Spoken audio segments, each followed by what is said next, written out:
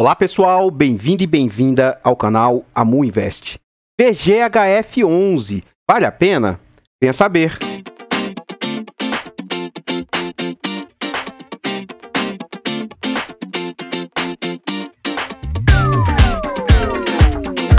Então pessoal, antes da gente saber mais a respeito desse fundo, eu gostaria de pedir humildemente, por favor, deixa o like aqui no vídeo, comenta aqui embaixo, você conhece esse fundo? Você teria esse fundo? Você considera que esse fundo é um bom fundo? Ele é um fundo novo no mercado. Eu tenho ele tanto na minha carteira fechada, quanto numa carteira aberta que eu acabei de criar. E eu tenho gostado bastante do desempenho desse fundo. Compartilhe esse vídeo com as pessoas que você conhece, nos ajude a levar conhecimento e educação financeira a mais pessoas. Se inscreva no canal e ative o sino para ser notificado de todos os vídeos. Passamos da barreira dos 900 inscritos, muito obrigado, 912 inscritos, nem estou acreditando. Vamos firme e forte rumo aos 1000 inscritos. A continuar nesse ritmo, a gente vai alcançar os 1000 inscritos entre o dia 5 ou 10 de setembro. Começou com a proposta de um inscrito muito ativo, todos os vídeos ele vem comentando, eu tenho agradecido muito a força e os incentivos que ele tem dado. E ele falou que a gente chegaria aos 1000 inscritos no final de setembro, algo inimaginável para mim há alguns meses atrás. Mas ele já soltou uma nova meta, que é atingir 2000 inscritos até o final do ano. Eu queria 1000 e a gente tem potencial para alcançar 2000. Eu vou ser mais ousado e vou colocar a meta de 2 a 3 mil até o final do ano. Vamos juntos me ajudar nessa meta. Vamos saber mais a respeito do fundo? Como eu antecipei, é um fundo novo no mercado. É um fundo do setor de recebíveis, é um setor de papéis. Ele foi lançado em março desse ano nosso. Aqui está R$100, mas está errado. É R$10 que ele foi lançado.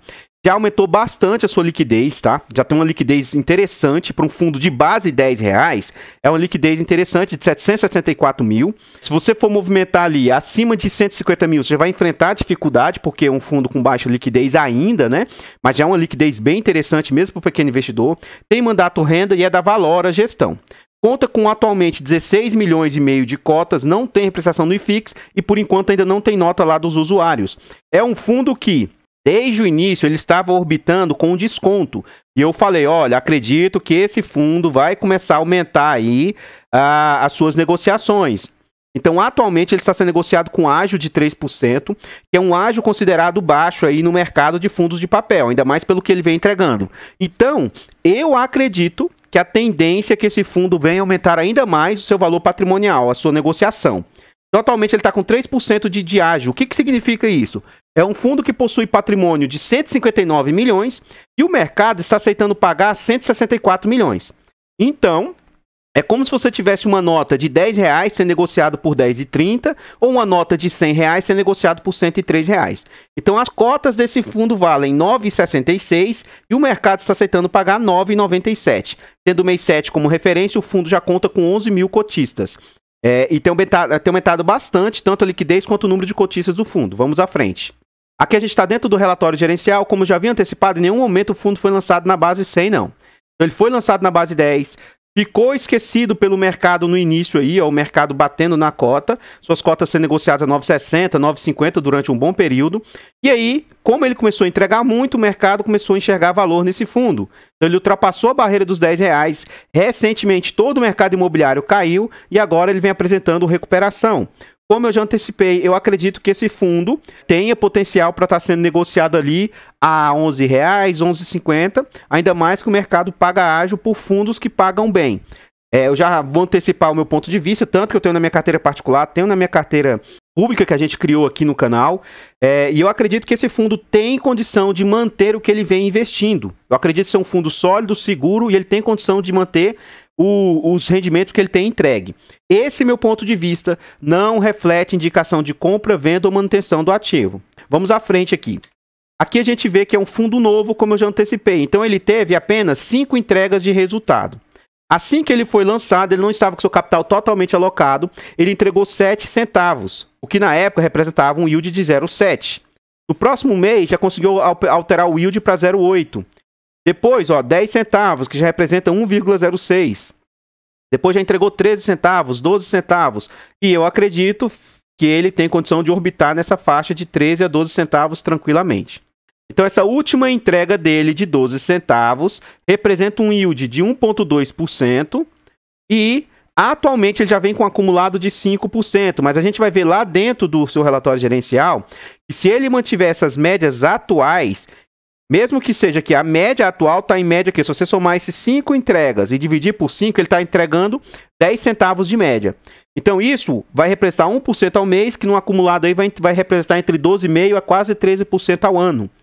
Se essa média aumentar um pouquinho aqui, ela pode chegar a 15% a 16% ao ano, que é um excelente yield. E novamente, reputo ser um fundo não muito arriscado, porque a gente vai ver que mesmo pequeno, ele já está muito diversificado, tá? Vamos à frente. Aqui a gente já está dentro do relatório gerencial, vou ler pequenos trechos que eu reputo ser importante. Ó. O fundo encerrou o mês de julho de 2021 com a totalidade do seu patrimônio alocado. Então, agora já está 100% alocado com tendência de performar. Mesmo sendo um fundo pequeno, ele tem 47 ativos diferentes. Olhando por esse ponto de vista, eu tenho aqui na minha carteira privada o RPR11, que é um fundo mais ou menos desse tamanho que só tinha 10 ativos. Então ele tinha concentração em alguns ativos. Esse fundo tem 47 ativos diferentes. Então olha a diversificação desse fundo. Ele tem um total investido de 159 milhões, semelhante ao RPR. O RPR está tentando captar 200 milhões no mercado, na verdade 160 milhões, mas com valor adicional ele vai captar algo em torno de 200 milhões. Então vai mais que dobrar de tamanho. Então a distribuição de rendimentos do fundo referente a julho foi de 12 centavos, o equivalente a uma rentabilidade de 15% se ele mantiver essa média de 12 centavos. A rentabilidade apresentada pelo fundo no mês de junho foi de 1,2%. Essa rentabilidade acumulada desde o início foi de 5,7% e essa média foi aquilo que eu falei, ó, equivale a quase 14% ao ano. Tudo isso muito alto.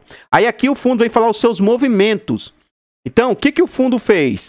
O objetivo do fundo é prover rendimentos mensais para ser distribuídos a cotistas, atualmente por CRIs, FIIs e FDICs. Ao mesmo tempo, o fundo possui estratégia valor e ele tem estratégia renda. E aí o que ele fala aqui? Ao longo do mês de julho, buscamos manter o balanceamento entre as carteiras renda e valor. Ó. 85% renda e 14% valor.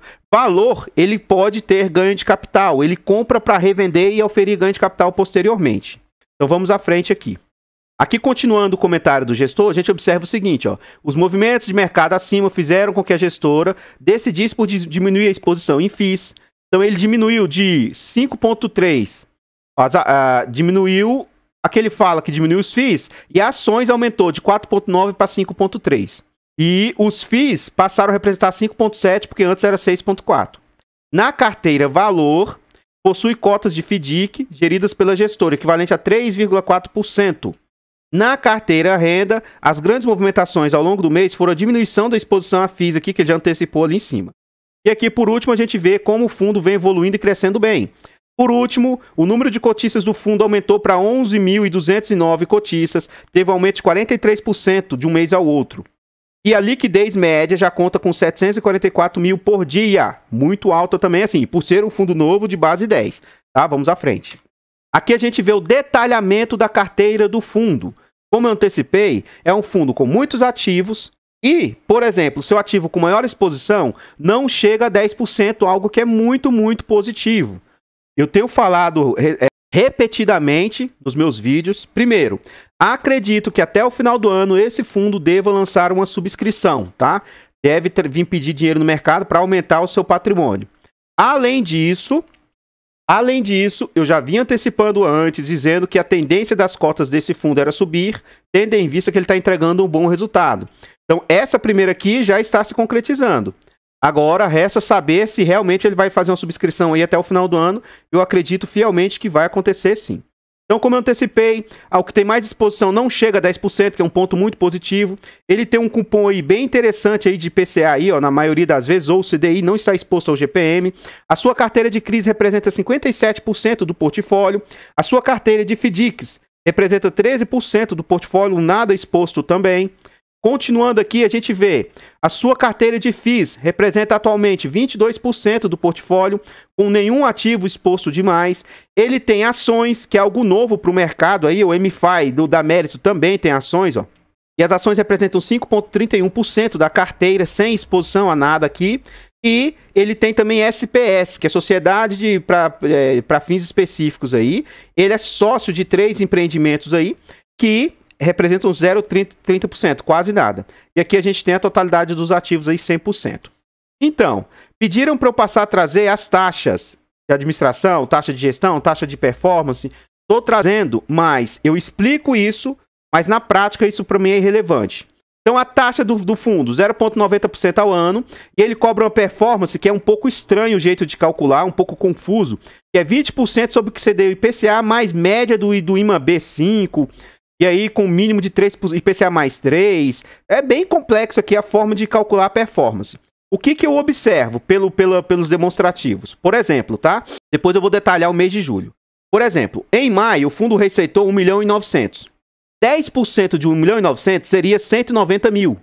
Então as despesas do fundo geraram 170 mil. Ou seja, menos, aqui ó, tá, menor que 10%. E é isso para mim que o que interessa. Isso aqui para mim não me interessa, porque na prática é as despesas que vão interessar.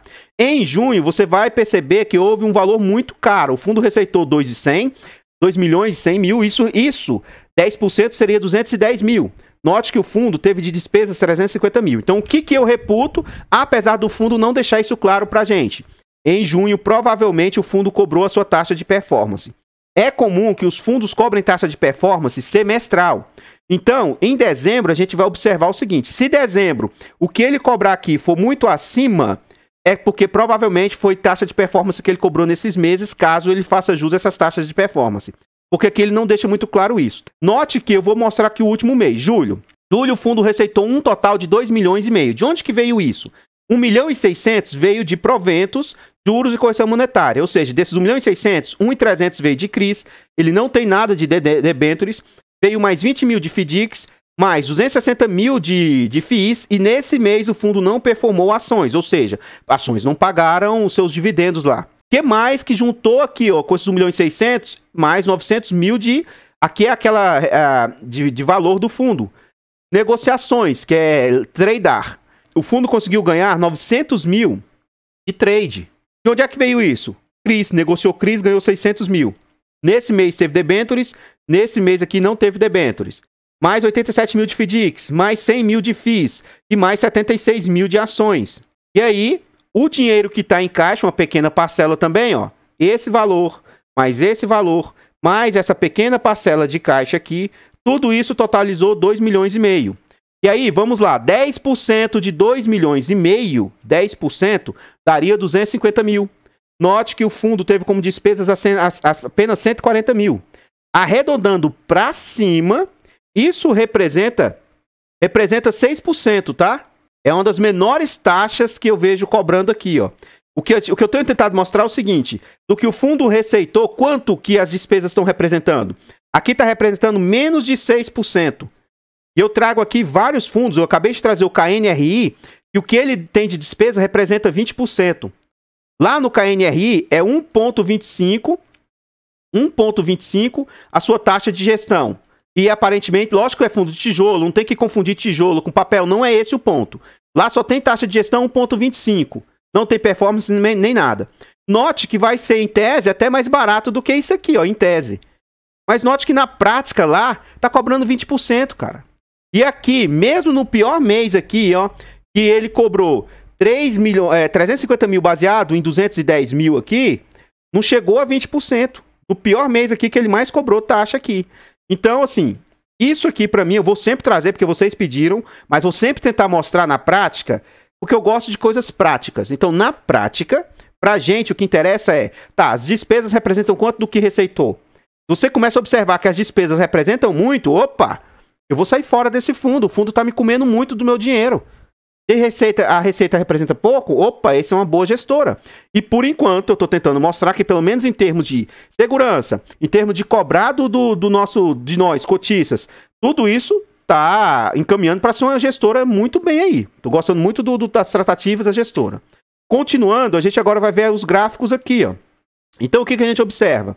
Do total do ativo, 57% é CRI, 15% é FDIC, 22% são FIIs, 5,3% são ações e os SPS é quase irrisório o que ele representa. E, nas suas estratégias, aquilo que a gente tinha visto lá no comentário do gestor, 85% é realmente para gerar renda e 14% é para gerar valor. Tá? Vamos à frente.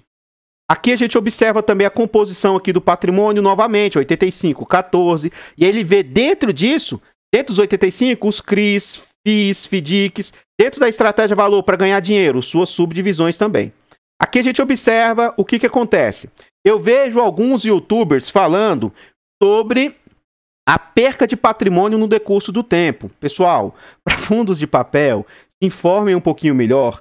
É comum que isso aqui aconteça, ó, em razão da marcação a mercado e também do quanto ele distribuiu do seu fluxo de caixa. Meu Deus, está diminuindo, olha. Ele aumentou de 9,63 para 9,71, aumentou para 9,74, aumentou para 9,77 e agora, nesse período, está comendo, ó, 9,67, 9,66. Então, essas oscilações aqui, ó, são comuns no decurso do tempo. Não significa que ele está diminuindo o seu valor patrimonial. Isso, para fundos de papel, não é bem assim que deve ser observado.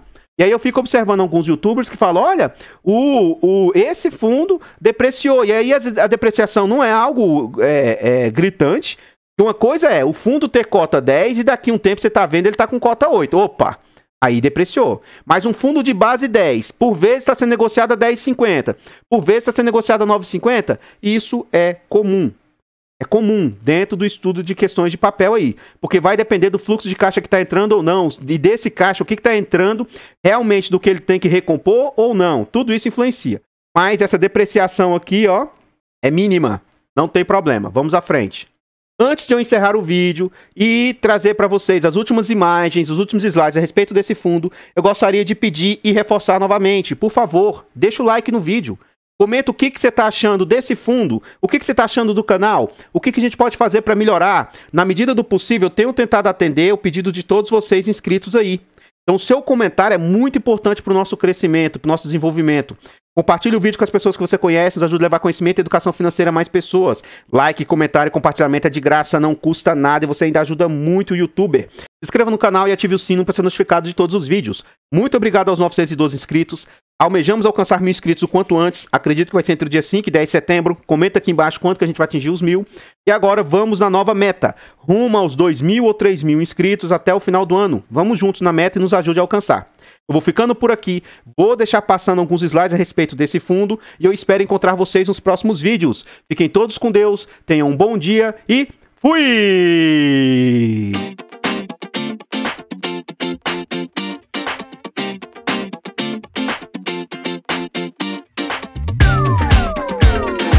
Artlist.io